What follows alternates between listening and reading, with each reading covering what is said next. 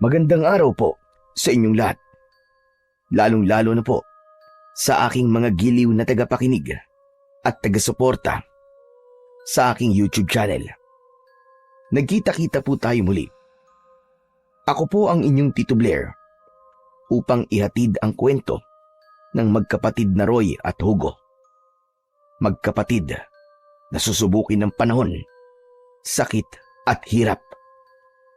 Makakayanan ba nila at mapagtatagumpayan ang isang bagay na dapat nilang tapusin? Yan ang ating aalamin sa kwentong ito. Simulan na po natin ang kwento. Ano ba naman yan, Hugo?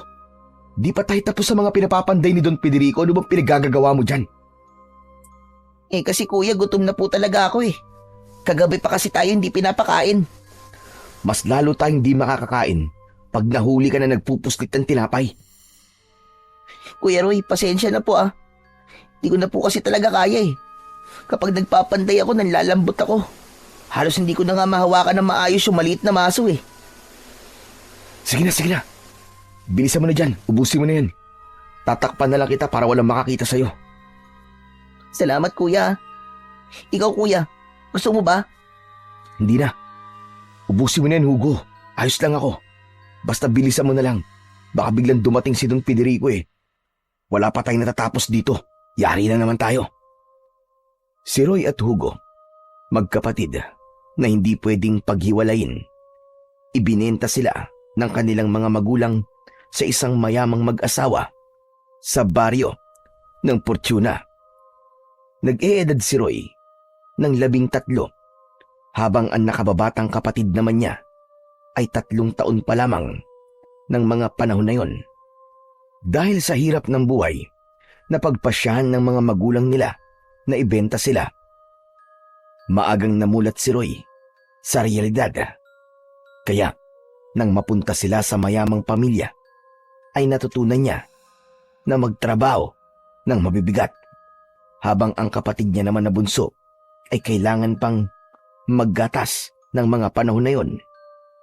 Madalas ay hindi binibigay ang tamang bayad sa kanila sa tuwing araw ng kanilang sahod, dahil madalas na sinasabi ng mag-asawa ay tama lang na hindi sila bigyan ng malaking sahod dahil malaking halaga ang ibinayad nila sa mga magulang ng mga bata.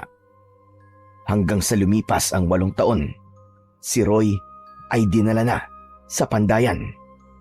Doon siya ipinwesto ni Don Federico dahil sa angking lakas ni Roy pagdating sa pagbubuhat at pagmamaso, habang si Hugo naman ay doon na rin inilagay dahil hindi papayag si Roy na magkaiba sila ng trabahong gagawin. Alam kasi niya kung gaano kalupit ang iba nilang katrabaho, kaya mas gugustuhin na lamang niya na kasama ang kanyang kapatid sa pagpapanday. Bilisan mo na. Tapusin mo na yung kinakain mo, Hugo. Madami pa tayong tatapusin. Kuya, tapos na po. Wala ka bang iniwang bakas? Baka biglang hanapin ni Don Federico yung tinapay na kinain mo at may makita siyang bagay na makapagtuturo sa atin. Huwag ka mag-alala kuya. Yung supot ng tinapay, nilagay ko sa hindi nakikita. Siguraduhin mo ha, dahil ayoko na kapag nahuli ka, lalatiguin ka ni Don Federico. Basta wag mo nang uulitin sa susunod yun ha. Malilintikan talaga tayo kapag nalaman niya na tayo ang kumuha ng tinapay. Kung bakit naman kasi napakadamot niyang Don Federico na yan eh. Huwag ka na nga magsalita ng ganyan. Nandito tayo sa Pandayan. Kapag may nakarinig sa'yo, yari talaga tayo. Kasi kuya, sa ilang taong pagtatrabaho mo dito, sigurado naman na nakabayad na tayo sa perang ginastos nila nung binili nila tayo. Sobra-sobra pa nga eh. Wala tayong magagawa, Hugo. Ganito talaga ang kapalaran natin. Pinagkaitan ng pagmamahal, pati ng karapatan. Sige na, magtrabaho na tayo. Malay mo, di ba mamaya, baka bigyan tayo ng makakain ni Don Federico at Senyora Binasya. Sana nga kuya. Ang hirap kasi ng ganito. Wala na nga tayong sapat na tulog. Wala pa tayong sapat na nakakain. Hinimas na lamang ni Roy ang ulo ng kanyang nakababatang kapatid. Dahil tama ito, wala silang nagiging sapat na tulog dahil kung minsan natatapos na sila ng madaling araw sa pagpapanday at kadalasan ay 2 oras o 1 oras lamang ang nagiging tulog nila. Dahil maaga silang pinapatayo ng mga tauhan ni Don Federico. Kahit ganun pa man, hindi sila nagrereklamo ng harapan sa kanilang malupit na amo. Dahil alam niya na kapag nagreklamo sila, ay parurusahan sila ng mga ito. At minsan na ring nangyaring nahihimatay si Hugo sa sobrang pagod at kulang sa tulog. Ngunit kahit kaunti, ay hindi sila binibigyan ng aruga ng kanilang mga amo. Lumipas ang maghapon na yon sa magkapatid. Madami rin silang naipanday. Akala nila ay wala silang magiging problema ng araw na yon. Ngunit dumating ang gabi kung saan magbibigay na ng pagkain si Don Federico at Senyora Benassia. Nakapila na sila at uumpisahan na sana ng mga tagaluto na ipamigay ang mga pagkain. Ngunit tumayo si Don Federico at seryosong tinapik ang 2 tagaluto, kaya napatigil ang mga ito. Sandali lamang. Kakausapin ko ang aking mga manggagawa. Tumango ang mga tagaluto at bahagyang yumukod at umatras upang bigyan ng pwesto si Don Federico. Alam niyo na, di ba? Na ayoko sa lahat ang mga magnanakaw. Sabay-sabay na tumugon ang mga manggagawa. Pagkatapos nun ay nagtinginan ang magkapatid. Isa sa inyo ang kumuha ng tinapay na pinakapaborito ng aking asawa. At ayaw na ayaw ko sa lahat ay ang pagnakawan ninyo ang aking pinakamamahal na asawa. Ngayon, bibigyan ko kayo ng pagkakataon na umamin sa nagawa ninyong kasalanan para hindi kayo madamay lahat. Dahil kung walang aamin sa inyo, lahat kayo ay hindi uli kakain. Pagbibilang ako ng 10. Kapag wala pa rin umamin sa inyo, lahat kayo ay hindi kakain magmula ngayon hanggang bukas maghapon. Nagbilang na ang kanilang among si Don Federico at bago matapos ang pagbibilang nito, tatayo na sana si Roy upang akuin ang kasalanan ng kanyang kapatid. Ngunit naunahan sila ng isang matandang manggagawa ni Don Federico. Dahil maliban pala kay Hugo, ay pumuslit rin pala ito ng tinapay. Kaya ang tangkang pagtayo ni Roy ay hindi niya na naituloy. Dahil sa nakita niyang pagtayo ng matandang manggagawa. At nang nakita yon ni Don Federico, ay dali-dali niyang ipinakuha ang kanyang latigo at isang mahabang magaspang na lubid. Lumapit ka rito, tanda, at pumili ka ng gagamitin kong pamparusa sa'yo. Dalian mo! Lumapit ka! Natatarantan lumapit ang matandang manggagawa na kinilala sa pangalang Lolo Bernardino. Pero ang kadalasang tinatawag sa kanya ay Lolo Dino. Doon na tumanda ang matanda.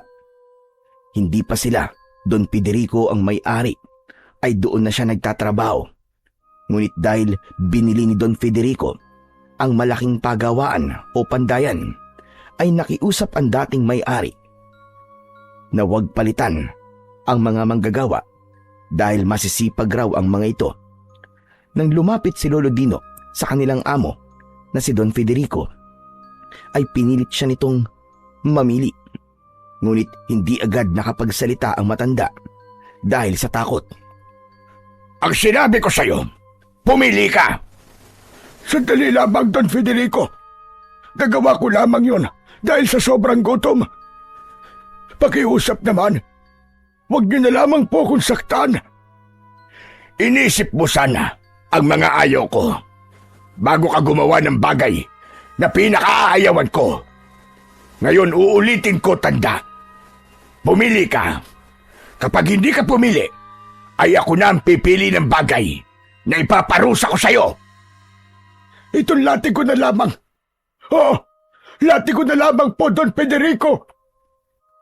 Ngumisi si Don Federico at ipinag-utos niya na hubarin ang lahat ng suot nito at walang matitira na kahit na anong uri ng kasuotan.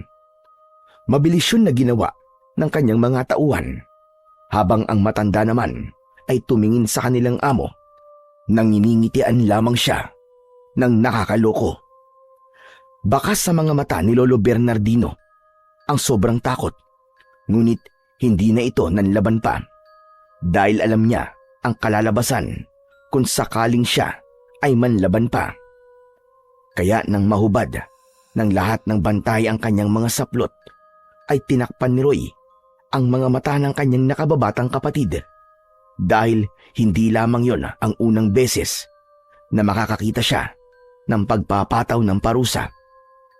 Ipinatali si Lolo Bernardino sa isang tali at ipinahila ito pataas. Nang mahila ang matanda, imbis na latigo ang hawakan ni Don Federico, ay lubid ang kinuha niya upang ipamalo. Kahit na latigo pa ang pinili ng matanda, inumpisa ni Don Federico na hagupitin ng magaspang na lubid ang matanda. Sa bawat palo nito ay nag-iiwan ng latay sa katawan ng matanda na sumisigaw dahil sa labis na sakit ng hagupit ng kanilang amo. Nasasaksihan yon ni Roy, at kahit nakatakip pa ang mga mata ng nakababata niyang kapatid kapag naririnig niya ang hagupit na tumatama sa katawan ng matanda, hindi nito napipigilan ang mapagalaw. Sa kinauupuan nito, Ilang beses nyo na ako nakitang nagparusa, hindi ba? Pero hindi pa rin kayo nagtatanda. Ilang beses ko nang ipinakita sa inyo kung paano ako magalit. Pero patuloy ninyong inuulit ang mga bagay na ayaw ko. Kung gusto ninyong matulad sa matandang ito, ay gayahin nyo ang ginawa niyang pagnanakaw ng isang mahalagang pagkain na pagmamayari ng aking pinakamamahal na asawa. minsan pa ay hinagupit niya itong muli ng kanyang hawak na magaspang na lubid. At nang matapos siya, ay ipinag-utos niya na iabot na ang pagkain ng mga manggagawa. Maliban sa matandang nakasabit pa rin at walang saplot sa buong katawan. Hindi naman napigilang maawa ng magkapatid, lalo na si Hugo, nang alisin ng kanyang kuya ang kamay na nakatakip sa kanyang mga mata habang kinukuha niya ang ibinibigay na pagkain. Bagya pa siyang sumulyap sa matandang nakatali na halos mamalat na ang katawan sa dami ng natamong palo ng lubid sa katawan. Binalot ito ng napakaraming dugo sa katawan at nang makuha na niya ang pagkain, agad na siyang tumabi sa kanyang kuya at napansin naman ni Roy ang mga namumuong luha sa mata ng kanyang kapatid. Ano nangyayari sa'yo, Hugo? Wala po, kuya. Napagtanto ko lang po. Kung palang ikaw ang naunang tumayo kay Lolo Dino, baka ikaw ang nasa kalagayan niya ngayon. Tumigil ka na sa pag-iyak mo. Di naman na may babalik yun eh. Sana maging aral sa'yo ang nangyari kay Lolo Dino. Huwag mo nang uulitin yun kahit kailan ha. Nakita mo naman kung ano nangyari sa kanya, di ba? Opo, kuya. Hindi ko na po uulitin. Naaawa lang po kay Lolo Dino. Ang tandaan na po niya. Para maparusahan po ng ganun. Wala na tayong magagawa pa ron, Hugo. Dahil yun ang patakaran dito. Kuya, bakit parang di ka naaawa sa sinapit ni Lolo Dino? Naaawa ako, Hugo. Pero kahit naman na ganun, ano ba magagawa natin? Kaya ba natin pigilan yun? Sige na, kumain ka na lang dyan para makatulog na tayo. Bilisan natin dahil maaga pa ang gising natin. Opo, kuya. Kumain na nga ang magkapatid. Hindi naman napansin ni Roy ang binulsang kamote ng kanyang kapatid. Bala kasing ibigay ni Hugo sa matanda ang kamoteng kanyang ibinulsa. Kaya nang matapos sila, ay sabay-sabay nilang ibinalik ang mga plato na kanilang ginamit sa mga tagaluto. Doon ay ibinaba na ng mga tagabantay ang matanda at dinala yon kung saan ito natutulog. Ngunit hindi pa rin nila isinuot ang mga saplot nito. Kung saan natutulog ang matanda ay dun din ang magkapatid. Bawat isang maliit na silid kasi ay 3 ang mga natutulog. Kaya nang pumasok na ang magkapatid sa silid, ay agad nilapitan ni Hugo ang matanda. Agad naman na isinara ni Roy ang pintuan ng kanilang tulugan. Lolo Dino? Lolo Dino, kumusta po kayo? Napakasakit nang natamo kong sugat, Roy. Bakit hindi pa po nila sinuot yung mga damit nyo? Hindi ko alam. Pero napakasakit talaga. Pakiramdam ko binalatan ako ng buhay. Nagtingin ng damit ang binata na nasa kanyang lagayan. Kinuha niya doon ang isang mahabang pang-ibaba at isang maluwag na itim na pang-itaas. Pinagtulungan ng magkapatid na suotan ng damit ang matanda. Pagkatapos nun, inilabas ni Hugo ang itinago niyang 2 kamote at isang supot ng tubig na kinuha niya sa poso kung saan sila umiinom ng tubig. Hugo, saan galing yan? Sa pagkain ko po to kanina, kuya. Itinago ko talaga to para kay Lolo Dino. Sigurado ka ba, ha? Opo, kuya. Hindi ko naman po ipupuslit to kung hindi sa akin eh. Lalo na, nakita ko naman po ang nangyari kay Lolo Dino. Pero Hugo, hindi mo pa rin dapat ginawa ito. Dahil kapag nalaman ni Don Federico ang ginawa mong pagtulong sa akin, siguradong madadamay ka. Naawa lang naman po ko sa inyo, Lolo Dino eh. Kahit hindi ko po nakikita yung ginagawa sa inyo kanina, Don Federico, bawat sigaw niyo po, pakiramdam ko po, nararamdaman ko po yung sakit na nararamdaman niyo. Pero Lo, totoo po ba na pumuslit po kayo ng tinapay? Oo, ginawa ko nga yun. At sinadyang ubusin ang tinapay ni Senyora Binacia para hindi malaman ang ginawang pagpuslit ni Hugo ng tinapay. Teka, alam niyo po ang ginawa ng kapatid ko? Oo, Roy. Nakita ko siyang nanggaling sa kusina. At nang tignan ko ang kusina, doon ko napagtanto ang ginawa ng kapatid mo. Kaya kinuha ko ng lahat.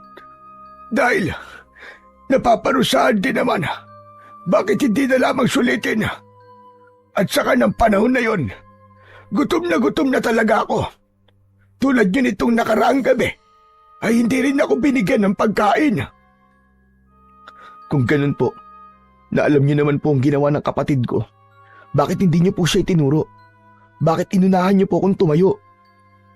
Dahil napakabata pa niya para maramdaman ang pagiging malupit ni Don Federico. Lolo Dino, patawad po sa kasalanan ko ha. Hindi ko naman po alam na mangyayari po sa inyo yan. Pasensya na po. Dahil sa akin, pinagmalapitan pa po kayo ni Don Federico. Wala sa akin yun, Hugo. Alam ko rin naman kasi ang pakiramdam ng magutom at nagtatrabaho na parang walang lakas sa katawan. Alam ko ang pakiramdam na yon, pero hindi ibig sabihin nun ay kinukonsinti na kita. Sa susunod, huwag mo na lamang uulitin ang bagay na yon. Salamat po talaga, Lolo Dino. At pasensya na din po dahil po sa nangyari. Kayo pa po tuloy ang nakaramdam ng ganyang kasakit na bagay. Pangako po, Lolo Dino, hindi ko na po uulitin yun. Para wala na pong madamay na ibang tao. Tama yan, Hugo. Huwag kang mag-alala, wala sa akin to. Matanda na rin naman ako. Kahit na mamatay pa ako kanina, ay wala akong pagsisisiyan. Dahil alam kong ginawa ko ang tama. Salamat pala dito sa kamote, Hugo. Napakabuti mong bata. Ipagpatuloy niyo lang ng kuya mo ang pagiging mabuting tao. Pagdating ng araw, pagpapalain kayo at makakaalis rin kayo sa impyernong lugar na ito. Kinain ng matanda ang kamoting binigay ni Hugo Matapos nun ay uminom siya ng tubig na galing din sa bata at inayos na ng binata ang kanilang higaan. Pinwesto nila ang matanda ng maayos at nauna nang natulog, habang ang magkapatid naman ay nagdasal bago matulog. Niyakap ni Roy ang kanyang kapatid bago pa man sila tuluyang matulog. Nang lumipas ang gabing yon, nagising sila na wala na sa tabi nila ang matanda. Kaya dali-dali na silang tumayo para makapag-umpisa na sa pagpapanday. Doon na lamang nila nadatnan ang matanda na pati pala sa pwesto nila ay ipinasama na din ang matanda. Lolo Dino, bakit po kayo nandito? Dito na rin kasi ako. Pinagpanday ni Don Federico. Pero pababang antas po ito ng pandayan. Kasama to sa parusa. Pero ayos lamang. Wala naman sa akin yun. Dahil mas sanay ako dito. Mas sanay ako sa mano-manong pagpapanday. Pero ganito na lang po. Magpapanday kayo, pero di nyo po bubuhatin yung mga mabibigat po na bagay. Ako na pong bahala doon. Hindi na kailangan. Huwag mo akong maliitin, Roy. Nakikita mo lamang ako na ganito. Maputi na ang buhok at kulubot na ang balat. Pero malakas pa din ako sa inaakala mo. Pero Lolo Dino, hindi na po ba masakit ang katawan nyo? Ayos lang ako. Kaya sige na, mag-umpisa na tayo para marami tayong matapos. Siguradong mamayang gabi pa ang kain natin. Mas maganda na may gagawin tayo para hindi na lamang natin mapansin ng oras. Sige po, Lolo Dino. O siya, sige. Mag-uumpisa na din ako, Lolo Dino. Ninitian na lamang sila ng matanda. Pagkatapos nun, ay pumuesto na ang magkapatid. Ngunit habang nagpapanday sila, bagyang pinagmamasdan ni Roy ang matanda at masasabi niyang sanay na talaga ito sa kanyang trabaho. Maya-maya pa ay naghubad ng pang-itaas si Lolo Bernardino. Doon ay nanlaki ang mga mata nito dahil nakita niya ang kagabing halos mabalatan na balat nito dahil sa natamong hirap sa kanilang amo. Ngunit ngayon, mukhang bakas na lamang ng hagupit ang naroroon. Napansin naman ni Lolo Bernardino ang mukha ni Roy na parabang nabigla. Kaya naman, kinausap siya nito. Kung nagtataka ka, dahil sa balat ko, ay ganito talaga ako. Mabilis na gumaling ang mga natatamo kong sugat. Masanay ka na, Roy. Pero Lolo Bernardino, bakit ang bilis naman po yata? Hindi ba kagabi lang po yun? Tulad ng sinabi ko, ganito talaga ang balat ko. Kaya hindi ako natatakot mabugbog. Dahil mabilis lang mawala ang sakit na nararamdaman ko. Grabe, ang astig niyo po naman, Lolo Bernardino. Hindi naman ako dati ganito. Pero dahil sa suot kong kwintas, na nakuha ng mga ninuno ko noon sa Bulalakaw, at naman ako sa aking ama, doon nag-umpisa na maging ganito ang pagkatao ko. Teka. Ibig sabihin po, may kapangyarihan po ang kwintas nyo, Lolo Bernardino? Siguro, kasi mula nang mapunta sa akin ito, ay ganito na lamang ang nangyayari sa akin. Hanip, kakaiba po pala ang kwintas nyo na yan, Lolo Dino. Kakaiba nga, Roy. Ngunit, hindi lang yun ang kayang gawin ng aking kwintas. Ang sabi sa akin ng aking ama, kapag daw ang kwintas ko ay nasa taong tinadhanang hawakan nito, ay magkakaroon siya ng kakayahan na magamit ng kapangyarihan na nakatago sa kwintas na ito. Dahil dati na daw na nagamit ng isang unang tao na umawak nito ang kapangyarihang taglay ng metal na kwintas. At tulad ng mga ninuno ko, ang kwintas na ito ay maaari lamang gamitin ng isang panday. Grabe, ang astig naman po ng kwento nyo, Lolo Dino. Hindi lamang astig, Hugo. Dahil totoo ang lahat ng mga sinasabi ko. Kaya nga napansin nyo din kung bakit sa tanda kong 71, kaya ko pang bumuhat ng 80 kilos. Ibig niyo po ba sabihin, Lolo Dino, binibigyan din po kayo ng lakas na kwintas niyo? Tama ka, Roy. Kung ganun po, bakit hindi niyo po gamitin yun? Para naman mapagtanggol niyo po ang sarili niyo, Lolo Dino. Hindi ganun yun, Hugo. Dahil hindi ko pwedeng basta-basta na lamang gamitin ang kapangyarihan nito. Lalo na kung may mali din ako. At saka maliban doon, hindi ako karapat-dapat sa kwintas. Ho? Paano pong hindi po kayo karapat-dapat? Dahil hindi ko kayang gamitin ang lahat ng taglay niyang kapangyarihan. Kung ganun po, Lolo Dino, paano niyo po malalaman kung karapat-dapat nga po talaga ang isang tao sa kwintas? Malalaman mo na lang kapag ang kwintas ay biglang uminit na may kasamang liwanag.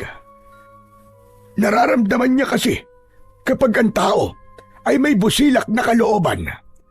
Nalalaman niya kapag nandyan lamang sa tabi ang bagong mangangalaga sa kanya. Ang galing naman po niyan, Lolo Dino. Parang mahirap paniwalaan pero naniniwala po ako. Ewan, basta pakiramdam ko po. Walang dahilan para hindi maniwala. Gusto niyo bang malaman ang ibang pinagdaanan ng kwintas na ito? Opo, Lolo Bernardino. Kung ayos lang po sa inyo, Lolo Dino, makikinig po kami. O siya, sige. Hawakan niyo na ang mga maso niyo. At habang tayo ay gumagawa, ay makinig kayo sa akin. Ginawa ng magkapatid ang sinabi ni Lolo Dino. Maliban pa doon, bawat salitang sinasabi ni Lolo Dino ay mabilis nilang tinatandaan. Matagal na panahon na ang lumipas. Nang unang makuha ng aking mga ninuno ang metal na ito, o sabihin na nating puso ng bulalakaw. Sa isang bulalakaw na bumagsak malapit sa kanilang baryo. Walang naglakas ng loob na lumapit sa kakaibang bulalakaw na yun.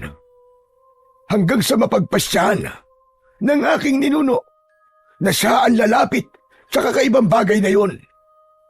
Hanggang sa tuluyan niya ng nahawakan ng bulalakaw at nagkaroon ng isang malakas na pagsabog. Ngunit akala nila namatay ang aking ninuno. Ngunit nang mawala ang usok, nakita nila ang aking ninuno. Nakatayo, walang sugat at kahit na anong pasa sa katawan. At bakas man lang ng kahit na anong pilay. Hindi daw agad siya nagsalita ng mga panahon na yon. Ngunit ang bulalakaw na metal ay mistulang nawala. Habang sa kamay niya naman ay may piraso ng metal. At ito yun, ang aking suot. Ginawa niyang kwintas ito. Nagagamit niya ang kwintas sa pagprotekta ng kanilang baryo sa kamay ng isang malakas na aswang.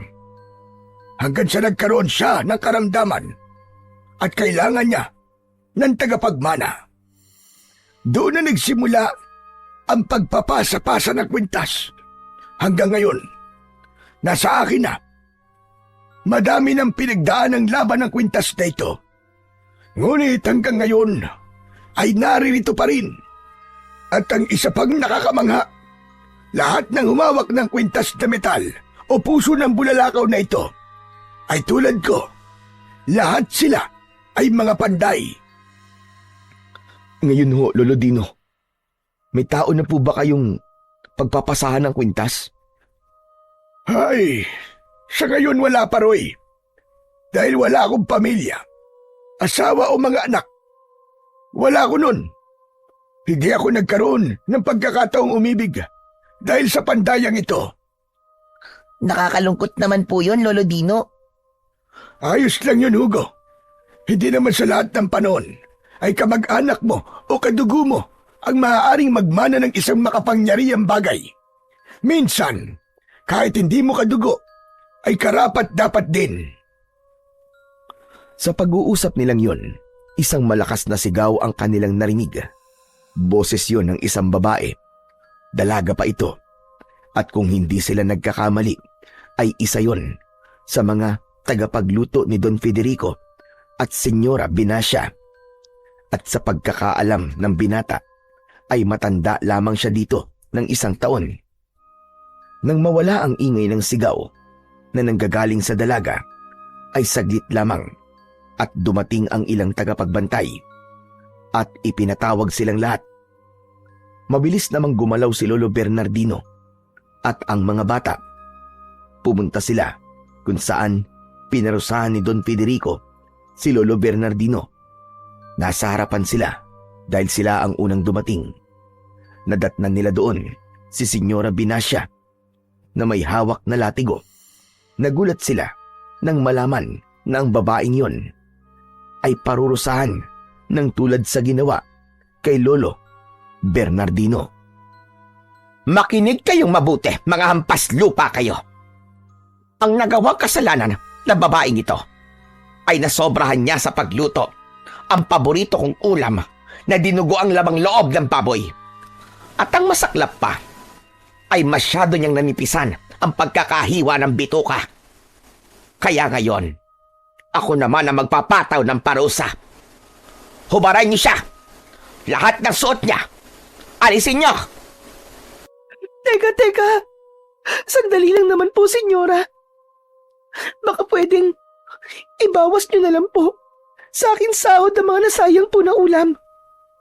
Pangako po, kapag nagluto po ako uli, yung gusto niyo na po na pagkakaluto ang gagawin ko.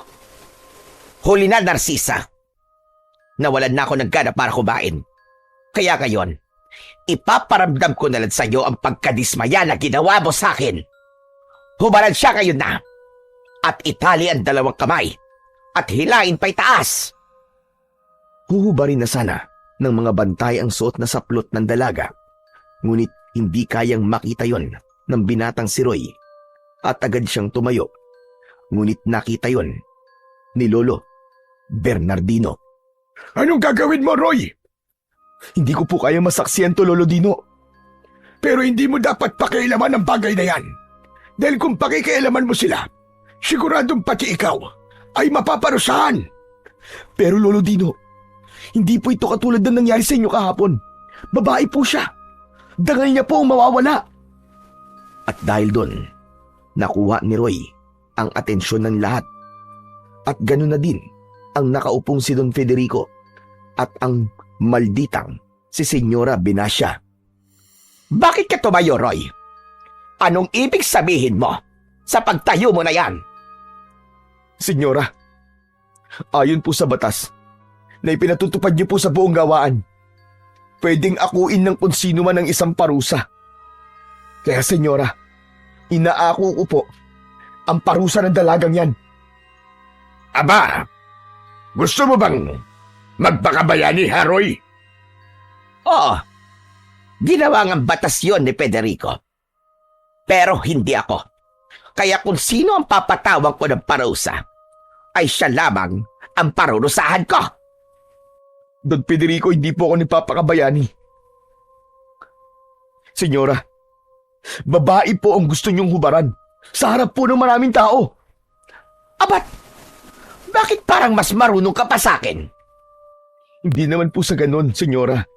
Sinasabi ko lang po sa inyo na babae po ang uhubaran nyo. At puro lalaki po kami dito. Hindi niyo po ba pinapahalagaan ang dangal niyong mga babae? Wala akong pakialam sa sinasabi mong dangal-dangal na yan. Kapag sinabi ko, ay sinabi ko. Sa bagay, mukha ka naman kasing lalaki kaya wala kang paki sa dangal niyong mga babae. Anong sinabi mo? Wala po akong sinabi. Kunwari ho, kayo po nasa kalagayan ng babaeng yan. Magugustuhan niyo po bang hubaran kayo sa harap po ng maraming tao, ha, senyora? Hindi. Pero hindi naman ako mapupunta sa kalagayan niya. Dahil mga hampas lupa kayo. At ako naman ay mayaman. Saksakan ng yaman. Opo, tama kayo. Sabihin na po nating saksakan kayo ng yaman, senyora. Pero gusto ko lamang pong sabihin sa inyo na napakababa po ng dahilan nyo para magparusa. Kung nasobrahan man po sa luto, ayos lang. Dahil makakakain pa rin naman kayo eh. Pero kung kulang sa luto, hindi ba't nakakadiri yun? Mas gusto ko nga ang... Tama na yan, Binasya. Tama ang binatang yan. Masyadong mababa ang dahilan mo para magparusa ng ganyan. Kung nasobrahan lang naman pala maaaring paluhurin mo na lamang siya sa bigas at huwag mo nang hubaran. Dahil ang pag-uubad na parusa ay para lamang sa mga sumusuway sa aking utos. Tinignan ng masama ni Senyora Binasya ang binata at padabog na umalis. Tinapunan naman ng isang seryosong tingin ni Don Federico ang binata at dahil sa ginawa ni Roy ay hindi na naparusahan ang dalaga. Sige na, bumalik na kayo sa mga kanya-kanya niyong mga trabaho. Nagmamadaling tumayo ang dalaga at patakbong pumunta sa kinaroroonan ng binatang si Roy. Doon ay niyakap ng dalaga ang binata. Salamat, Roy, ah. Tama, di ba? Roy ang pangalan mo. Oo. Ako si Roy. Nasaktan ka ba? Hindi naman. Ayos lang ako. Maraming salamat talaga sa ginawa mo. Dahil sa'yo, hindi na ako pinarusahan. Huwag kang mag-alala, Roy. Tatalawin ko tong isang utang na loob sa'yo. Naku, wala yun. Ginawa ko lang naman kung anong tama eh. Ay, si Kuya. Ginawa lang daw niya kung anong tama. Tumahimik ka nga dyan. Pagpasensyahan mo na ang kapatid ko ah. Ganyan lang talaga yan. Makulit yan eh. Naku, wala yun. Sige, Roy. Mauna na ako. Babalik na ako sa kusina nila, Senyora. Maraming salamat ulit, ha. Walang anuman, Narcisa. Mag-iingat ka na lang uli sa susunod para magawa mo na ng maayos ang gustong luto ni Senyora. Nakangiting humarap ang binatang si Roy kay Lolo Bernardino at sa kanyang nakababatang kapatid, habang si Lolo Bernardino naman ay napakatahimik lang at napakaseryoso ng muka. Lolo Dino, ayos lang po ba kayo? Oo naman. Ayos lang naman ako. Halina kayo. Bumalik na tayo sa trabaho natin. Sigurado ho ba kayo, Lo? Oo naman. Ayos lang ako. Ikaw ba, Kuya? Ayos ka lang ba? Aba, oo naman. Ayos na ayos lang ako. Sigurado yan na ayos ka lang. Niyakap siya ng isang Ate Narcisa eh. Kita mo ba, Lo? Ngiting tagumpay si Kuya, di ba? Sira ulo. Tumahimik ka na nga dyan. Ang daldal mo. Nos, itatanggi mo pa eh. Di ba nga, Kuya, sabi mo nun, mula pa nung bata ka, nang makita mo si Ate Narcisa dito, kasama ang nanay niya eh, nagkagusto ka na sa kanya? Tumahimik ka na nga dyan, Hugo. Hatawin ko ng maso yung bibig mo eh. Napakaingay mo. Baka mamaya may makarinig sa'yo, akalain. Totoo yung mga pinagsasabi mo. Pero totoo naman yun, di ba, Kuya? Ay nako. Tama na nga yan, Roy, Hugo. Para naman bago tanghalian eh. May matapos sa tayo. Hugo, tama na yan. Wala naman tayong magagawa. Binata na ang kuya mo. Natural na yan. Nauusbong sa kanya ang pag-ibig. Naglakad na silang tatlo pabalik sa kanilang pandayan. Habang naglalakad, napakamot na lamang sa ulo ang binatang si Roy. Dahil tama naman si Hugo at Lolo Bernardino. Dahil tulad ng sinabi ni Hugo, kahit noon pa man ay may gusto na talaga ang binatang si Roy sa dalaga. Ngunit dahil isa lamang siyang panday ng mag-asawang Don Federico at Senyora Binasya, ay hindi siya naglakas ng loob na pormahan ito. Kaya pagdating nila sa kanilang pwesto, ay tahimik silang tatlo sa pagbabanday hanggang sa dumating ang oras ng kanilang tanghalian. Ama ba ang nakikita ko, Kuya? Grabe, minsan lang mangyari to. Napaulamin tayo ng karne ng mag-asawa nating amo. Umayos ka na nga lamang sa pila mo, Hugo. Ang dami-dami mong napapansin. Teka, nasan pala si Lolo Dino? Oo nga no. Di ba kanina lang kasama natin siyang pumunta dito? Nako, saan naman kaya nagpunta yun si Lolo? Baka darating din yun maya-maya lang. Hindi nila nakita ang matanda hanggang sa matapos ang pila. Kaya naman, napagdesisyonan na lamang nila na kumain na lang sila nang wala si Lolo Dino. Ngunit bago pa man nila maisubo ang pagkain, ay biglang sumulpot ang matandang si Lolo Dino. Hinawakan niya ang kamay ng magkapatid na humahawak ng kutsara. Tinignan lang sila ng matanda at umiling. Bakit po, Lolo? Wag na wag niyong kakainin ang pagkain niyan. Ha? Si Lolo Dino naman oh. Bakit naman po? Basta, makinig na lamang kayo sa akin. Nagtaka ang magkapatid, ngunit sinunod nila ang sinabi ng matanda.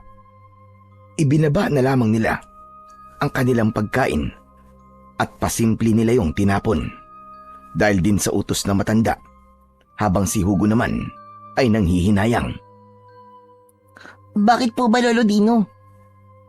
Ang dalang lang po namin kumain ng karni. Pinatapon niyo pa po. Mamaya ko na ipapaliwanag sa inyo. Basta, sundin niyo na lamang ang mga sinasabi ko.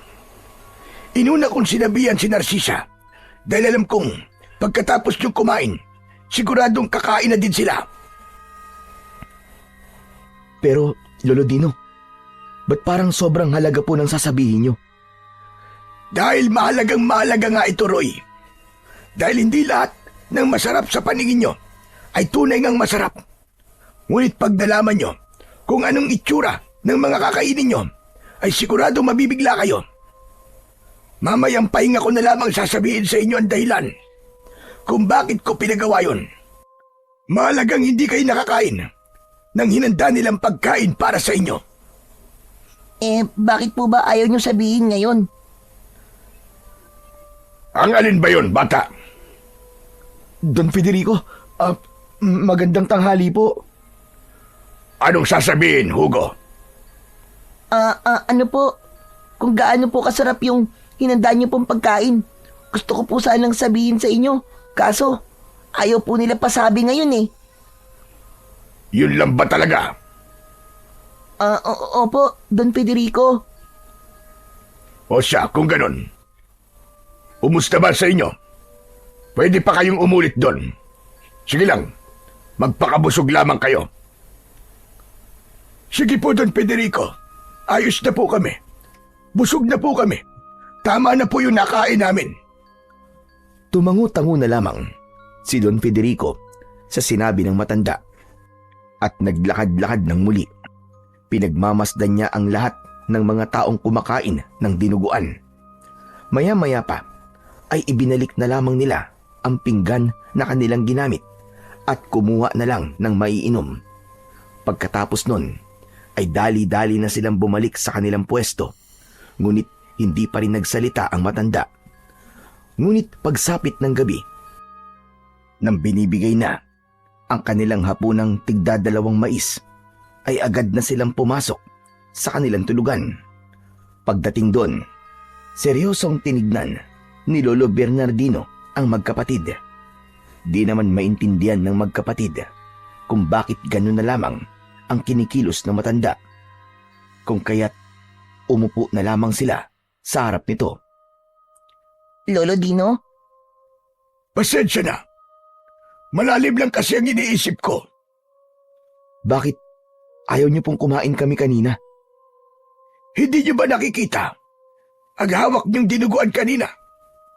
Hindi siya karne ng hayop. Ano pong ibig niyo sabihin, Lolo Dino? Kung hindi po karne ng hayop yun, ano po? Tao. Ang karneng nasa pagkain ay tao. Lamang loob ng tao. Nang marinig yun, halos masuka-suka ang magkapatid. Tinignan nilang muli ang matanda, ngunit walang bakas ng pagbibiro sa kanyang muka. Lolo Dino, totoo po ba sinasabi niyo? Kanina, pinangihinayangan ko pa naman po. Pero, Lolo Dino, paano niyo pong nalamang tao yun? Dahil sa suot kong kwintas. Kanina pa lang, na napadaan ako sa kusina, nakita ko na hindi baboy ang kinakatay ng mga tagaluto. Ngunit dahil may nakalagay na itim na mahika, hindi tao ang nasa kanilang paningin, kundi hayop. Hindi na lamang ako nagsalita dahil nandun si Senyora Binacia. Dahil alam kong magtataka siya kapag nalaman niyang nakikita ko ang bagay na akala nila ay naitatago nila sa lahat. Lolo Dino, teka lang po ah. Teka lang. Pwede niyo po bang sabihin sa amin ng diretso? Noon pa, alam ko nang hindi mga tao ang mga amo natin. Ngunit dahil iniiwasan ko ang gulo, hindi ko na lamang sinabi sa iba. Aswang ang mga amo natin. Isa silang uri ng aswang.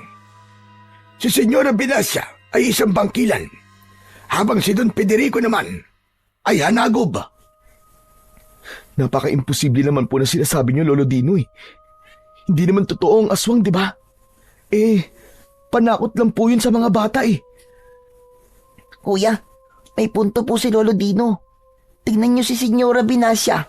Kahit tao siya, mukha siyang aswang. Hoy Hugo, huwag mo ngang gawing biro ang lahat. Hindi naman nakakatuwa ang mga pinagsasasabi mo eh. Nakakainis lang. Manahimik ka kung wala kang maayos na sasabihin. Sa bunganga mo lang eh, mapapahamak na tayo eh. Roy, totoo ang sinasabi ko. Pero kung ayaw mo maniwala, pwede naman na ikaw mismo ang tumuklas. Hindi naman kita pipigilan. Tuwing gabi, bumabalik sila sa kanilang anyo at kumakain sila sa hating gabi ng mga hilaw na laman ng tao o kaya dugo ng tao. Napapansin niyo ba na araw-araw may nawawalang tauhan pero may napapalit?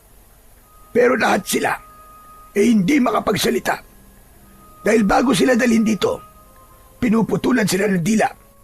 At tungkol sa pagkain naman, Roy at Hugo, huwag kayo basta-basta kakain, lalo na kung karne, dahil baka sa mga oras na ito, ang mga nakakain ng karne kanina ay nayanggaw na ni Don Federico.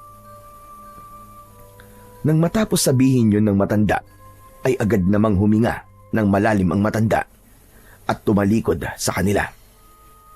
Habang ang magkapatid naman na naiwang nag-iisip, pinahiga na rin ng binatang si Roy ang kanyang nakababatang kapatid. Pagkatapos ay sumunod na rin siya. Ngunit hindi pa rin siya makatulog ng oras na yon dahil sa mga sinabi ng matanda. Inabot na siya ng kalagitnaan ng gabi, ngunit hindi pa rin siya dinalaw ng antok.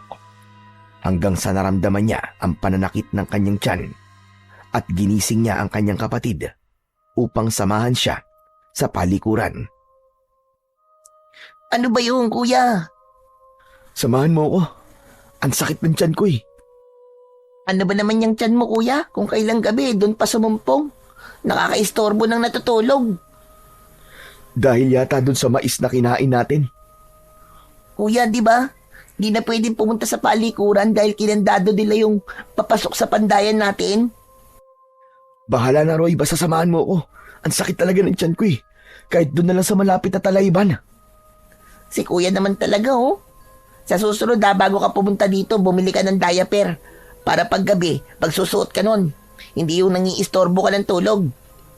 Grabe naman to. Kapag ikaw tinutulungan kita. Kapag ka tinatawag ka ng kalikasan, sinasamahan kita.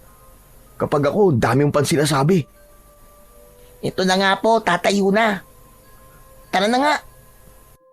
Maingat na lumabas ang magkapatid patungo sa talayban. Malapit lamang yon sa mansyon kung saan nakatira ang kanilang mag-asawang amo. Iniwan ni Roy ang kanyang kapatid sa may daanang papasok sa talayban. Ilang minuto ding hinintay ni Hugo ang kanyang nakatatandang kapatid sa paglalabas nito ng sama ng loob. Ngunit sakto pa lamang na natapos ang kanyang kuya, may naaninag na si Hugo na parabang dalawang tao na naglalakad papasok sa mansyon. Inaninag niya yon ng maayos hanggang sa nalaman niyang sina Don Federico at Senyora Binacia ang mga ito. May kasama silang isang bata, ngunit hindi niya malaman kung babae ba ito o lalaki. Ngunit bago pa man tuluyang makapasok ang mga ito sa mansyon, napansin niya ang pakpak na tumubo sa likuran ni Senyora Binasya. Kuya! Aswang! Aswang! Ngunit bago pa man masabi ng batang si Hugo ang susunod na pag-ulit niya sa salitang aswang, ay tinakpan ng isang tao ang kanyang bibig. Sabay nun, ang paglabas ng binatilyo sa talayban.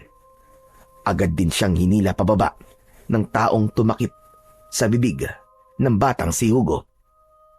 Huwag kayong maingay! Huwag kayong gagawa ng kahit na anong makakakuha ng pansin ng mga aswang. Kung ayaw nyong maging kwento na lamang kayo bukas. Lolo Dino, ano po ba nangyayari? Tignan mo, sa banda ron. Itinuro ni Lolo Bernardino ang mga nilalang na nasa harapan ng mansyon gamit ang kanyang uso.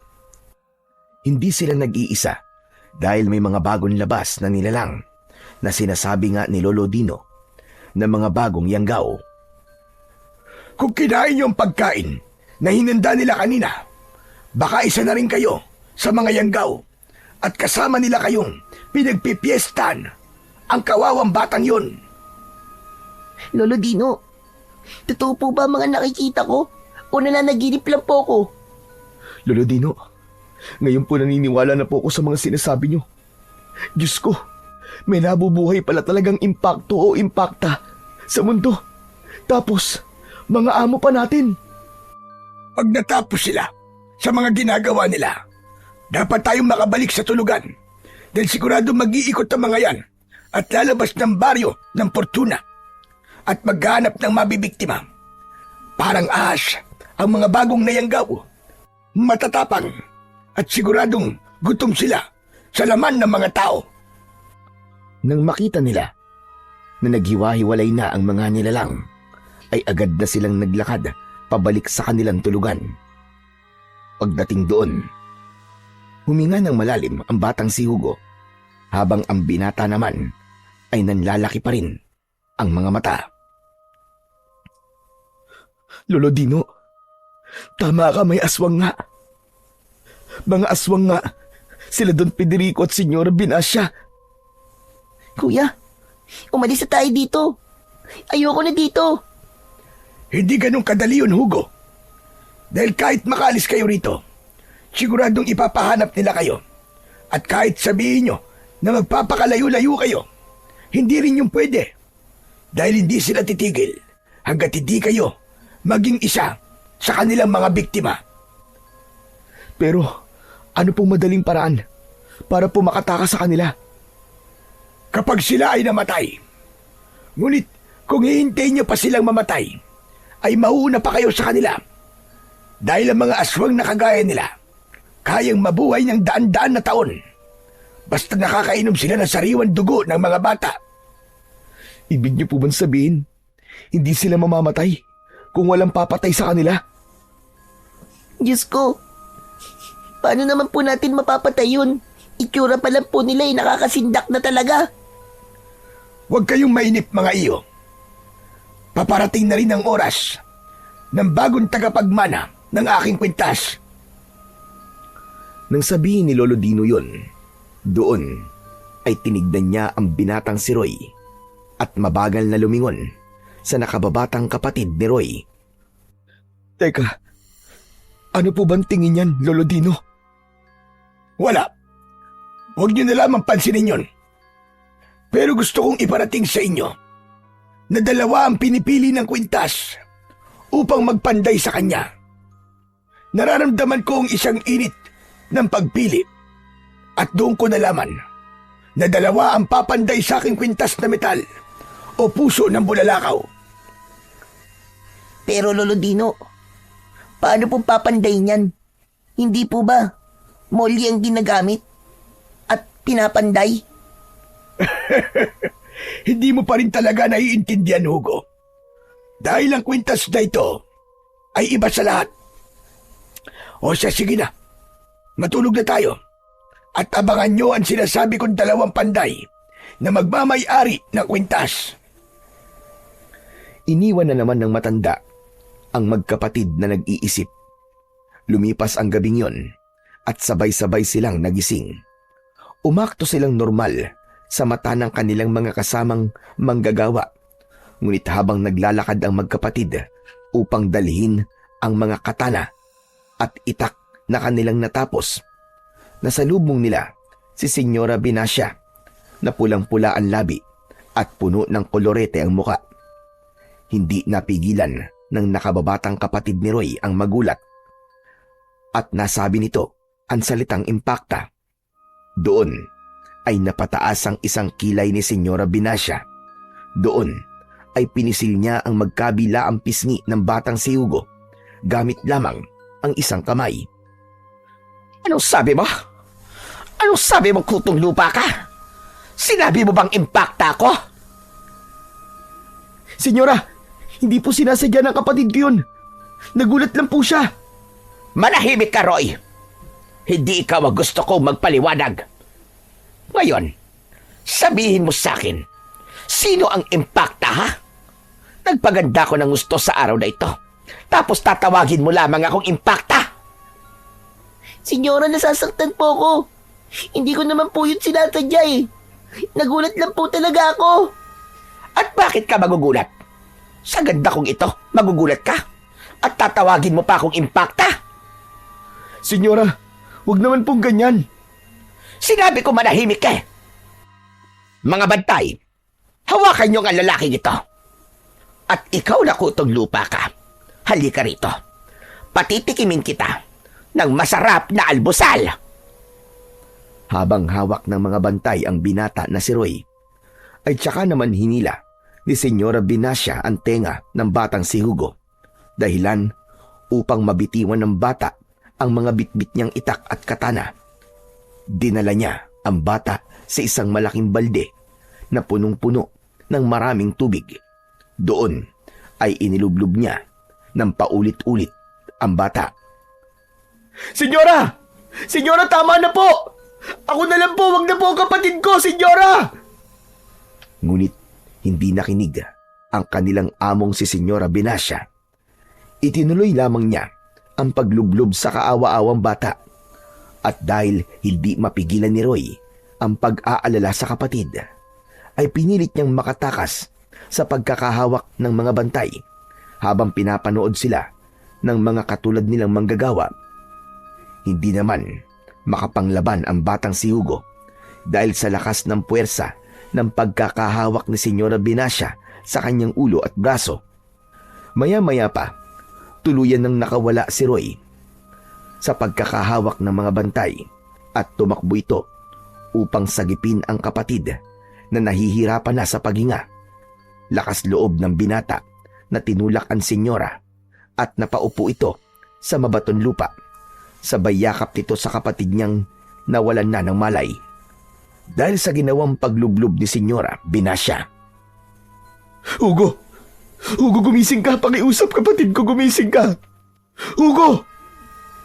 Hindi mapigilan ang maiyak ni Roy dahil hindi niya alam ang gagawin para magkaroon ng malay ang kanyang nakababatang kapatid hanggang sa dumating si Lolo Bernardino.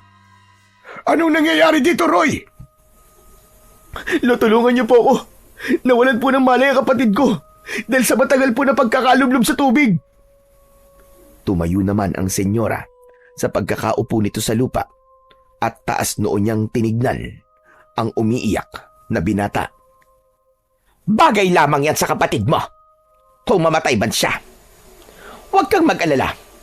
Ako nang bahala sa pagpapalibing sa kanya. Pagkatapos ng kanyang mga sinabi, ay tumalikod na ito. Habang si Roy naman ay todo ang pagtitimpi. Habang si Lolo Bernardino naman ay ginagawa ang pangunahing lunas para sa batang si Hugo. Lo, huwag niyo pong pababayaan ang kapatid ko, pakiusap po. Siya na lamang po meron ako eh. Hindi ko po alam ang mangyayari sa akin pag nawala siya, Lo. Tumigil ka nga sa pag-iyak mo, Roy. Hindi mamamatay ang kapatid mo. Mabubuhay siya. Kakayanin ito ni Hugo. Malakas na bata ang kapatid mo. Salamat po, Lolo Dino. Salamat po. habang naririnig ni Roy ang paunti-unting pag-ubo ng kanyang kapatid. Hanggang sa tuluyan na itong mailabas ang tubig na nainom dahil sa ginawa ng kanilang among babae. Mabilis namang naiyak ang batang si Hugo at niyakap ang kanyang nakatatandang kapatid. Kuya! Akala ko mamamatay na ako, kuya. Tahan na Hugo, hindi ka mamamatay. Nandito si kuya. Pasensya ka na. Wala ka agad ako nagawa. Ayos na po, kuya. Ang mahalaga naman ligtas ako. Akala ko talaga katapusan ko na. Kasi na magdilim ang paningin ko, ang huli kong narinig, yung tinawag mong pangalan ko. Pasalamat tayo kay Lolo Bernardino. Dumating siya sa tamang oras. Maraming salamat po, Lolo Dino, ha. Niligtas niyo na po kami ng 2 beses. Una po kagabi. Tapos ngayon. Wala yon. Pero Roy, mag-iingat kayo sa susunod. Dahil ang plano nila ay mayanggaw tayong lahat dito. Ngunit dahil hindi nila tayo nayanggaw, siguradong gagawa sila ng paraan para tayo ay pahirapan. Opo, Lo. Salamat po ulit. Sige na, Hugo. Magpahinga ka na lang. Kung di mo kayang magtrabaho. Kaya ko naman, kuya. Kaya ko po. Sigurado ka ba? Opo, kuya. O siya, kung kaya pa ng kapatid mo, bumalik na kayo sa trabaho. Babalik na rin ako sa pandayan. Ang inabiling ko, mga iyo, huwag niyong kalilimutan. Kung kaya niyong umiwas sa mag-asawa nating amo, umiwas kayo. Dahil kahit anong tago natin sa kanila, malalaman at malalaman pa rin nila na hindi nila tayo nayanggaw. Tumango ang magkapatid at sabay nang pinulot ang mga katana at itak na nahulog nila sa lupa. Dumiretso na sila kung saan inilalagay ang lahat ng mga nagawa nila. Doon ay inilalagay nila sa mga bawat kahon at dapat ay tama sila sa bawat pagkakalagay upang walang magreklamo sa mga nagpagawa. Hanggang sa unang natapos ang kanyang kapatid at bumalik siya muli sa paggawaan upang kunin pa ang ibang mga napanday. Habang si Roy naman ay matiwasay na nag-aayos hanggang sa 2 tagabantay ang kumuha sa kanya. Nakita naman yon ni Narcisa. Teka, ano ba nagawa ko? Teka, pakawalan niyo ako, ano ba? Bitiwan niyo ako, sabi! Hindi siya pinansin ng 2 bantay at patuloy lamang siyang kinakaladkad ng mga ito. Ngunit dahil sa takot ni Narcisa na baka madamay, ay nanahimik na lamang siya. Sa halip ay tumakbo ito palabas upang hanapin si Lolo Bernardino at ang nakababatang kapatid ni Roy. Huga! Huga! Lolo Bernardino! Oh, iya, ba't naparito ka? Lolo, si Roy po. Nakita ko po. Hinihila po ng 2 bantay. Dahil sa sinabi ni Narcisa, nabitiwan ni Hugo ang lahat ng hawak niyang itak at napatingin ito sa dalaga. Ano pong ibig niyo sabihin, Ate Narcisa? Hindi ko din alam kung ano nangyari. Basta nakita ko silang lumabas kung saan inilalagay yung mga bagong panday na itak at katana. Kinakaladkad nila si Roy. Umipiglas naman siya. Ngunit tahimik lang ang mga bantay. Kilala ko ang mga bantay na yon. Sila yung mga tagatali na mga pinaparusahan. Teka ate, nagbibiro ka ba? Kakaiwan ko lang kay kuya. Hindi ako nagbibiro, Hugo. Ano ka ba? Talagang nakita ng 2 mata ko. Baka nasa pangalib na ang kuya mo. Hindi ito maaari, Narcisa. Siguradong pahihirapan nila ng gusto si Roy. Halika kayo, magmadali tayo. Tumakbo ang 3 at mabilis na lumabas. Magtutungo sana sila kung saan pinarurusahan ni Don Federico ang lahat ng mga sumusuway sa kanyang mga utos. Ngunit paglabas nila, nasa harap lamang ng mansyon ang parurusahang si Roy. Iba ang pamamaraan ng pagpaparusa sa binata. Nakita nila na itinali ang binata sa isang malapad na papag. Paa at kamay ay nakatali, habang si Don Federico naman ay may hawak na martilyo, at ang asawa naman nito ay nakaupo sa may hagdanan ng mansyon at pinapaypayan ng dalawang babae. Don Federico! Ano po bang nagawa akong masama? Bakit niyo po kailangan gawin sa akin to? Nakalimutan mo na ba? Gusto mo bang ipaalala ko sa'yo? Sige, pagbibigyan kita. Ipinalo ni Don Federico ang martilyo sa kaliwang kamay ni Roy. Doon sinasabi niya ang ginawa ng binata. Doon napagtanto ni Roy ang nagawa pala niyang kasalanan ay yung pagtulak niya sa kanyang babaeng amo. Ngunit kahit tapos na si Don Federico sa pagsasalita, ay tuloy-tuloy pa rin ito na pinapalo ng martilyo ang kamay ng binata. Sabay nun ang pag-iyak ng batang si Hugo na pinipigilan naman ni Lolo Bernardino dahil sa kagustuhan nitong lumapit sa kanyang kuya. Tama na po, Don Federico! Maawa na po kayo sa kuya ko. Tama na po! Pakawalan niyo na po si kuya! Ngumisi lamang si Don Federico at lumipat naman ito sa kanang kamay ng binata. Doon ay pinalo niya ito muli ng martilyo. Hindi naman tumigil sa pagsigaw at pag-iyak ang binata dahil sa labis na sakit na kanyang nararamdaman. Hindi na din napigilang maluwa ni Lolo Bernardino at Narcisa. Ang ayoko sa lahat ay may mananakit sa asawa ko at may ibang hahawak sa napakaganda niyang katawan. Sana ngayon, maging aral sa'yo yan. Ay, oo nga pala. Lusaw na ang mga kamay mo. Paano mo nga pala mauulit yun? Itong tatandaan mo, kumag na binata. Kung may mananakit man sa asawa ko, ay ako lang dapat yun. At wala nang iba pa. Don Federico, maawa na po kayo sa kuya ko. Pakiusap po. Tama na po. Walang pakiusap. Dapat inisip muna ng kuya mo bago niya ilapat ang marurumi niyang mga kamay sa asawa ko. Sige, akin ang latigo ko. Don Federico, tama na po. Tama na po. Todo pagmamakaawa ang ginawa ng batang si Hugo. Wala din naman magawa si Lolo Bernardino hanggang sa hawak na ni Don Federico ang latigo. Walang sabi-sabi na pinaghahataw yun ni Don Federico sa katawan ng binatang si Roy. Habang ang binata naman ay wala na ring boses na mailalabas dahil sa sobrang sakit ng kanyang nararamdaman. Hanggang sa natapos si Don Federico sa kanyang ginawa, ngunit hindi pa rin ito nasiyahan. Tinawag niya ang mga bantay at nagpakuha ito ng tubig na nilagyan ng maraming sili at pinigaan ng kalamansi at halos ipinabuhos niya yon sa katawan ng kaawa-awang binata. Nang makita nila kung paano ang galaw ng lalaki dahil sa sakit na nararamdaman nito, ay nagtawanan pa ang mag-asawa. Pagkatapos nun, ipinag-utos niya na hanggat hindi lulubog ang araw, ay hindi nila pwedeng alisin doon ang binatang si Roy. O ano pang ginagawa nyo? Tapos na ang isang magandang palabas.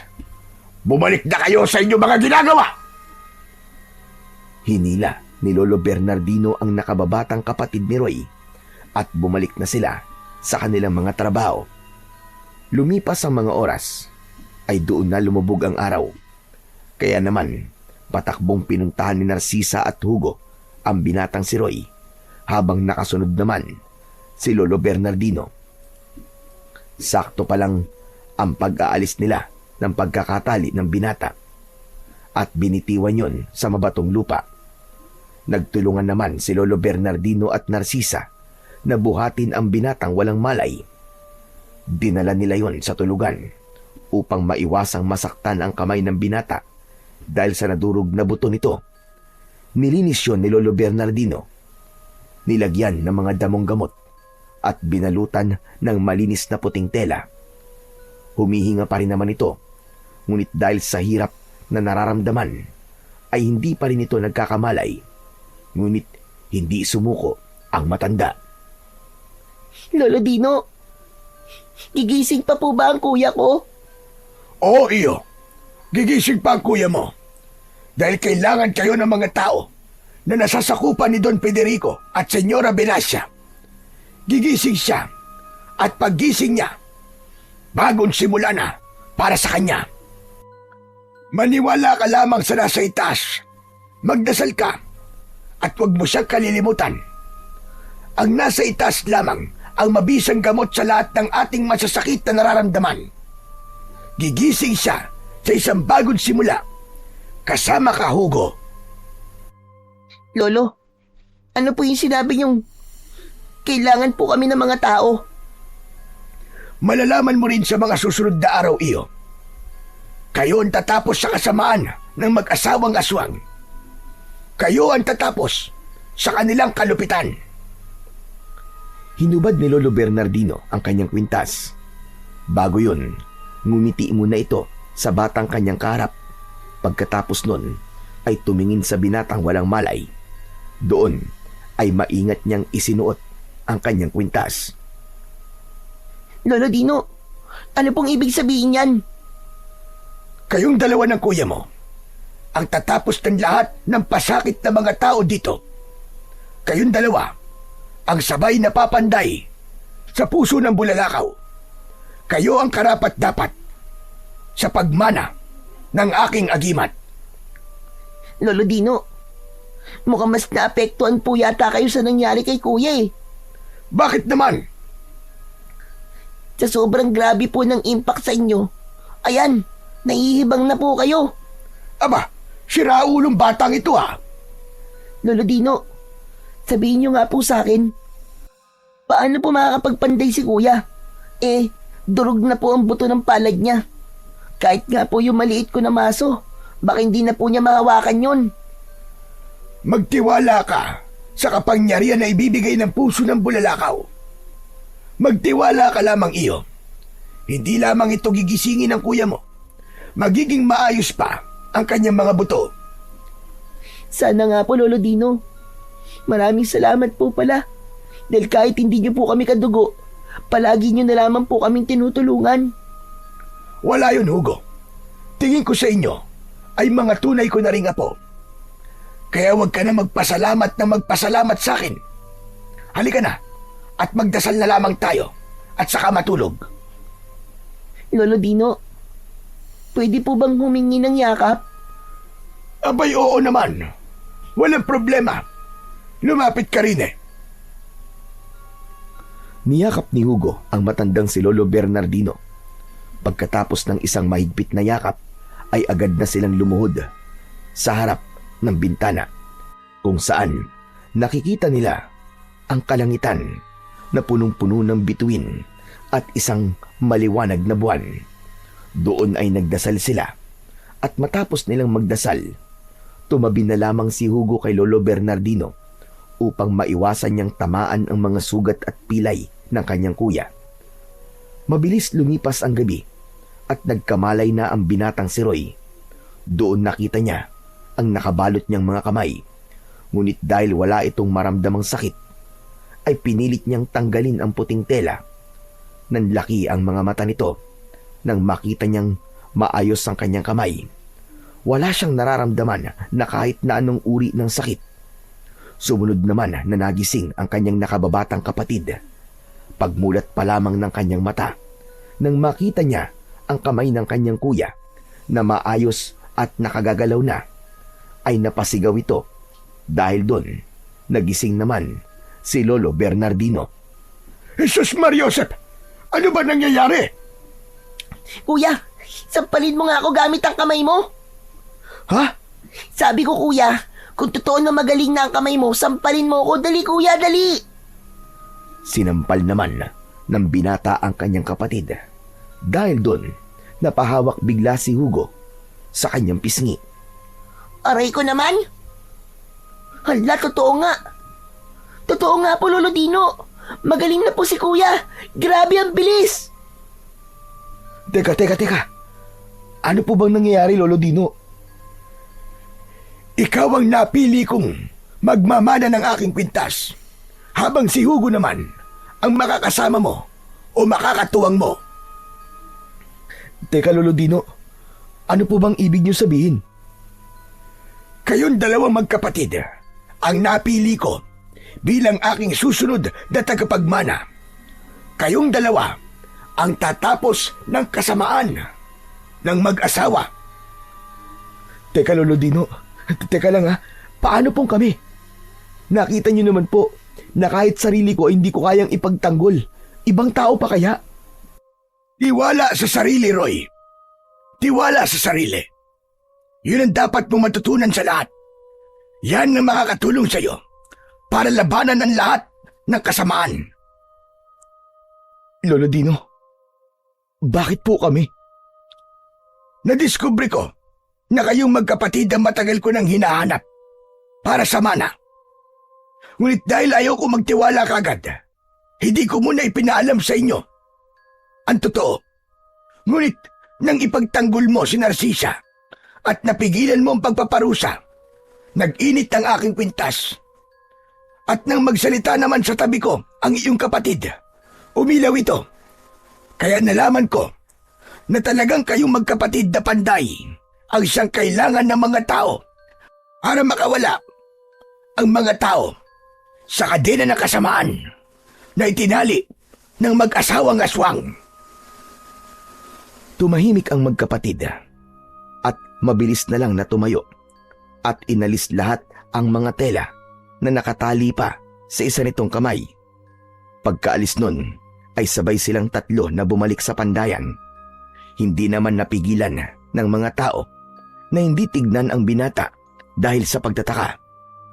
Ang lalaking pinalo ng ilang beses ng martilyo sa kamay ay nakatayo na para bang walang nangyari.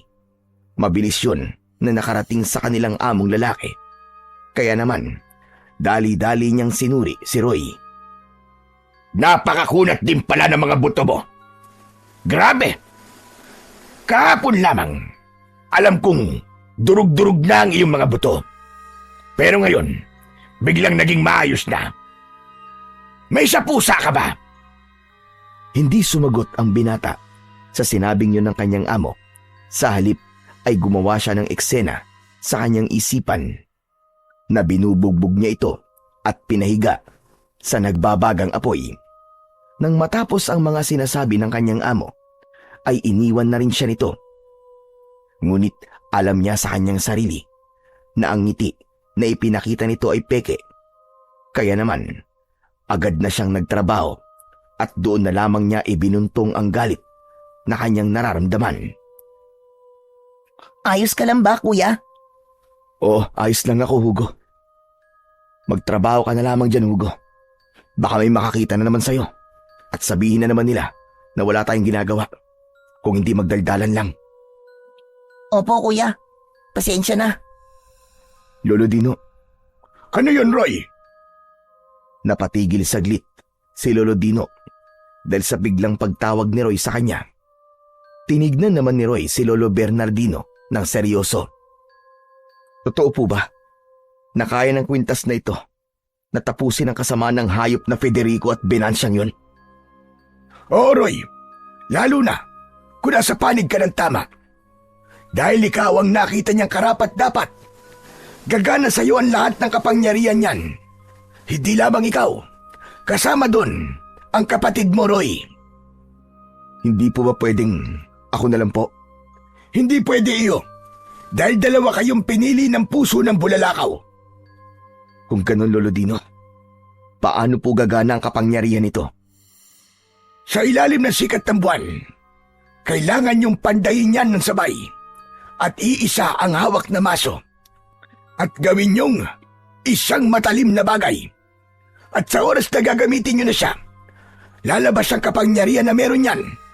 Kakaibang lakas ang kayang ibigay ng kwintas. At isang bagay pa, kahit na anumang uri ng sugat ang inyong mata mo, sa oras ng inyong pakikipaglaban, ay agad itong maghihilom. magkakaroon din kayo ng kakayahang kumilos ng malakidlat at magkakaroon din kayo ng mabilis at matalas na pag-iisip. Lolo Dino, paano naman po namin mapapanday yan? Hindi po ba isinasara ang tarangkahan ng pagawaan at pandayan? Walang problema sa bagay na yun, Hugo. Dahil sagad na sa butong kalupitan nila. Hindi na ako natatakot na sumuway sa kanilang mga patakaran. Dahil sa ginawa niya sa akin, ang pinakamasakit na parusa na kailanman ay hindi mararamdaman ng iba. Mamayang gabi, pagbilog ng buwan, pupuslit tayo at magpapaiwan sa loob ng pandayan. Pero kuya, may isa pang problema. Hindi ba may mga nag-iikot na bantay sa gabi? Walang problema sa bagay na yun, Hugo. Ako na ang bahala pagdating sa bagay na yun. Madali lamang solusyonan ang isang kaganapang yun.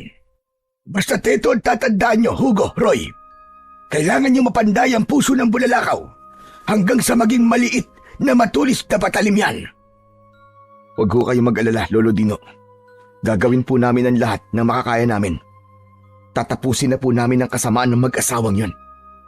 At wala nang katulad natin ang masasaktan pa sa latigo, lubid at martilyo. Dahil ako na ang huling masasaktan ng kanilang mga gamit pamparusa. Dahil oras naman nila para matikman ang kanilang parusa. Dahil sa pagdadamot nilang iparanas sa atin ang kalayaan. Itatatak ko sa bato yun, Lolo Dino. Hindi matatapos ang gabi hanggang bukas nang hindi sila mamamatay sa kamay ko. Tatapusin ko ng dapat na matagal ko nang inumpisahan. Tutulungan kita kuya. Para maranasan naman natin ang makapagpahinga at makakain ng hindi natin iisipin kung ang pagkain ba ay makakasama sa atin o hindi.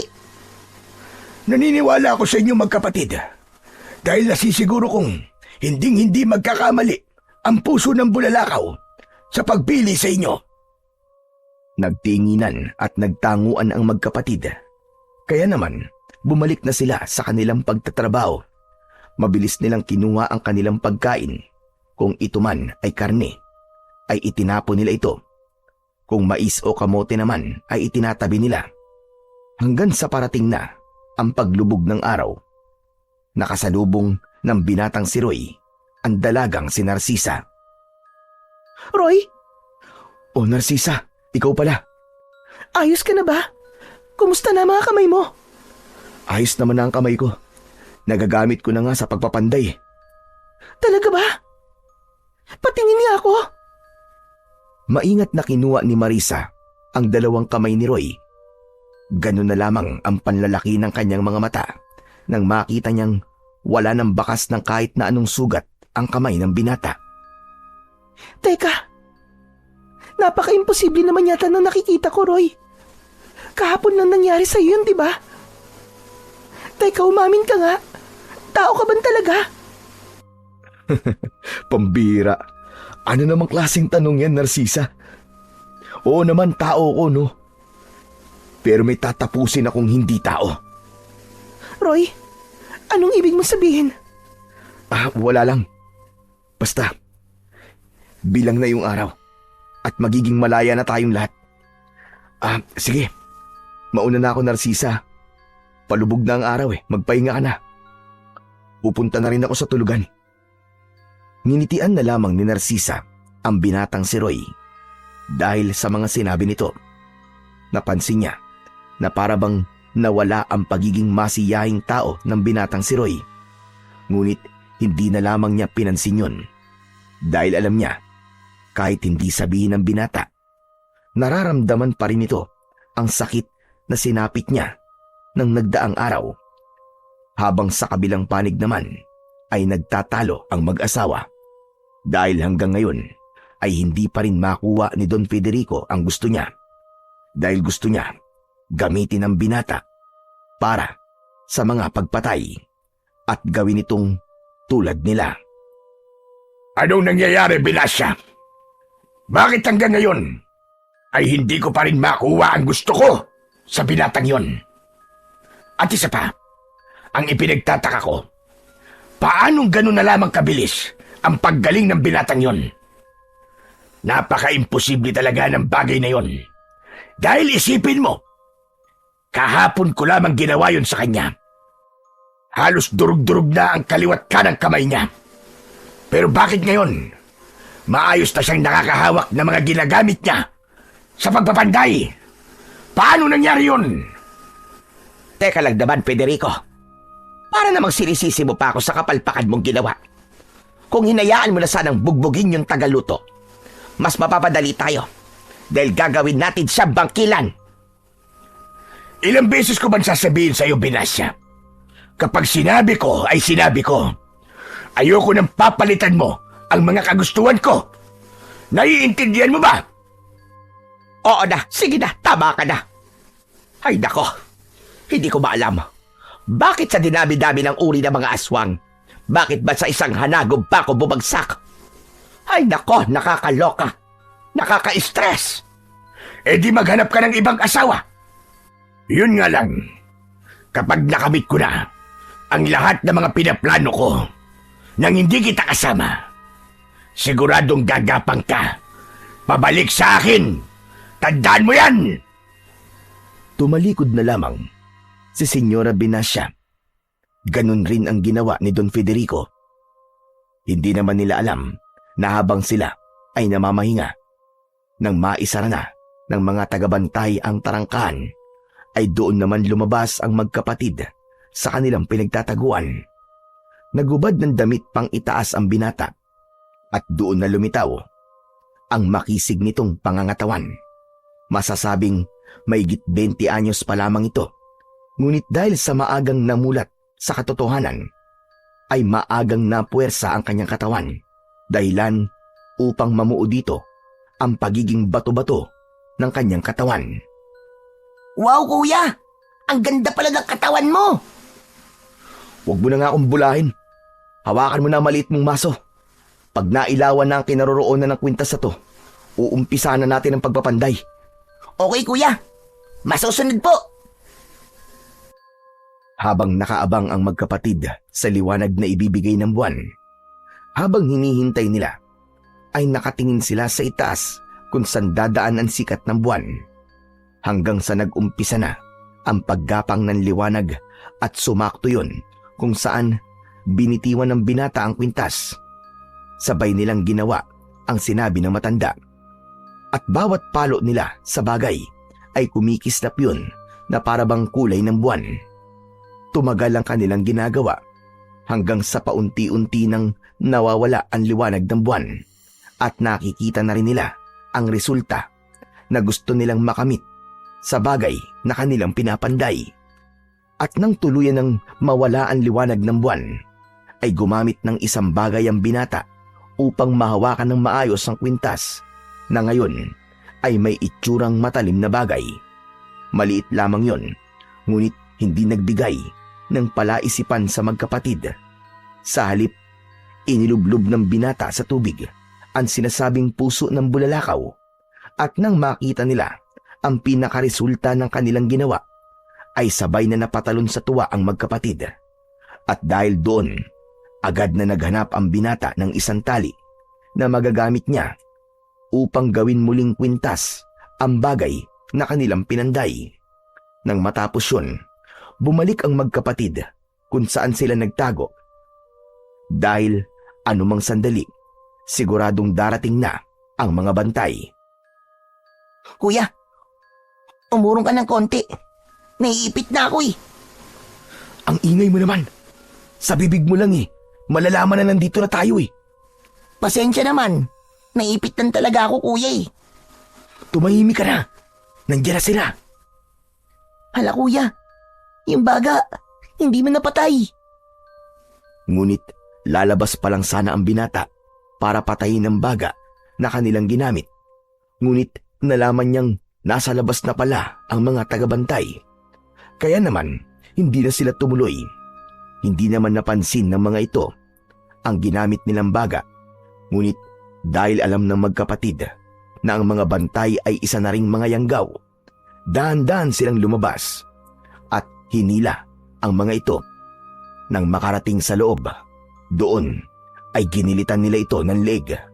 Ngunit dahil agad nalusaw ang katawan, nalaman ng magkapatid na matagal na palang alagad ng mag-asawang aswang ang kanilang napatay. Tatakpan ko na lamang ng tela ang mga nalusaw na katawan ng mga to, kuya. Sige, pero ngayon, kailangan natin makahanap ng taong makakatulong sa atin para sa isa pang bagay na pinaplano ko. Lumabas ang magkapatid at hinanap si Narcisa. Doon naabutan nila palabas ng lupa ni Don Federico. Mabilis na hinabol yun ng magkapatid at sinabi nito na mamimili siya sa bayan ng mga pinabibili nila Don Federico at Senyora Benassia. Doon ipinasabay na rin ng binata ang 2 kilo ng asin at 5 dosenang bawang. Teka, para saan ba mga yan? Allergic si senyora sa mga pinabibili nyo. Basta, makinig ka na lamang sa akin, Narcisa. Pagdating mo, dalhin mo kaagad sa akin, ha? Tulad ng sinabi ko, tatapusin ko na mamayang gabi ang kasamaan. Ate, makinig ka po kay kuya. Mga aswang si Senyora Benassia at Don Federico. Ano? Sigurado ba kayo sa mga sinasabi nyo? Opo, ate. Kaya sana po, makipagtulungan ka po sa amin. Ito na lamang po ang pag-asa natin na maramdaman ng kalayaan. Kaya sana po, makipagtulungan kayo, ate. Pakiusap, Narcisa. Sige, kung totoo mga sinasabi niyo, tutulong ako. Makabawi man lang ako sa kabutihang ginawa mo sa akin. Maraming salamat, Narcisa. Aasahan ko ang tulong mo. Tumango ang dalaga. Pagkatapos nun ay tumalikod na siya.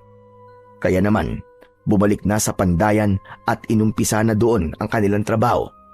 Ngunit may mga bagay silang hinanda. Isang balde ng tubig kung saan inilagay ni Don Federico ang tubig na ibinuhos niya sa binata. Ipapanalo natin to, Hugo, para sa mga tao at para sa kalayaan nating lahat. Oo, kuya. Hindi natin ipapahiya si Lolo Dino sa pagpili sa atin ng kwintas. Nang makabalik na si Narcisa, ay agad na inasikaso ni Roy ang balde. Ipinabuhos niya kay Hugo ang asin, habang ang bawang naman ay dinikdik niya. Doon niya din inilagay sa balde ng tubig. Kaya nang lumipas ang mga oras at tuluyan ng lumubog ang araw, agad na kumilos ang magkapatid. Sikreto nilang inuna ang mga bantay gamit ang mga nagawa nilang mga itak. Mabilis silang pumasok sa mansyon. At grabe na lang ang pagtataka nila dahil sa dilim ng paligid, wala silang kahit na anong ilaw na ginagamit doon. Ngayon lang ako nakapasok sa mansyon, kuya. Pero di ko naman inaakala na ganito kadilim dito. Huwag ka maingay. Hanapin na lang natin yung kwarto ng mag-asawang aswang. Inisa-isa nila ang mga kwarto sa mansyon hanggang sa malaman nila ang tunay na kwarto ng mag-asawang aswang. Agad kumilos ang magkapatid at dahan-dahang itinali ang mag-asawa sa kanilang papag. Maya-maya pa, nakaramdam na ang mga ito at nagising. Teka, anong ibig sabihin nito, Roy? Napakaigpit ng pagkakatali sa akin. Ano bang nangyayari? Roy, ano ba ito? Don Federico, oras na po para kayong mag-asawa naman ang makatikim ng parusa. Sobra na po ang kalupitan na ginagawa nyo. Sobra na po ang mga kahayupang ginagawa nyo sa mga tao. Animal ka! Isa ka lamang hamak na manggagawa ng aking pandayan. Isa lang kayong panday. Kami ang mga amo ninyo. Tapos gagawin nyo sa amin ito. Wala kayong utang na loob. Alisin nyo ang pagkakatali sa amin! Don Federico, nung halos patayin nyo ako at si Lolo Dino sa paghataw ng magaspang na lubid, pinakinggan nyo ba siya? Pinakinggan nyo ba ako? Nung sinasabi naming tama na ayaw na namin, nasasaktan na kami. Pinakinggan nyo ba kami? Hindi, di ba? Kaya walang dahilan para pakinggan ko kayo. Hayop ka. Kapag nakawala ko rito kasugot ka, sisiguraduhin kong yun na rin ang katapusan mo. Hindi po mangyayari yan, senyora. Makawala man kayo dyan, sisiguraduhin po namin na mapapatay namin kayo. Huh. Ikaw na aswang bangkilan. At gusto ko lamang po't sabihin sa inyo, hindi kayo maganda. Mukha kayong baklang impakta. Parehas kayo ng asawa mo. Mga aswang kayo. Mga kampon ng kadiliman. Kung ganun, alam niyo na pala ang tungkol sa pagkatao namin. Alam na namin, Don Federico. Kung ganun, alisin niyo ang pagkakatali namin.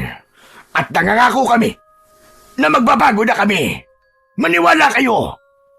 Don Federico, hindi man po kami nakapag-aral, pero hindi po kami mangmang. Kung akala ninyo ay maniniwala kami sa isang malupit na katulad nyo, ay nagkakamali kayo. Nagmamakaawa kami sa inyo, pakiusap. Pag-usapan na lang natin ito. Bakit po, Don Federico? Nung nakikiusap po ako na tigilan niyo na po ang pananakit sa kuya ko, nakinig po ba kayo? Hindi, di ba? Kaya wala din dahilan para pakinggan namin kayo. Ito na ang katapusan nyo. Mga mangmang pa rin kayo. Dahil alam nyo lamang na mga aswang kami. Pero hindi nyo alam kung ano ang mga kaya namin gawin. Hindi pala kayo makuha sa pakiusap, ha? Kaya naman, maglaban tayo at malalaman ninyo kung gaano kami kalakas. Nagulat ang magkapatid nang mag-anyong pusa ang mag-asawa at dahil doon, nakawala sila sa pagkakatali. Doon ay madaling lumapit si Hugo sa kanyang kuya. Nagtinginan ang mga ito at nagtanguan.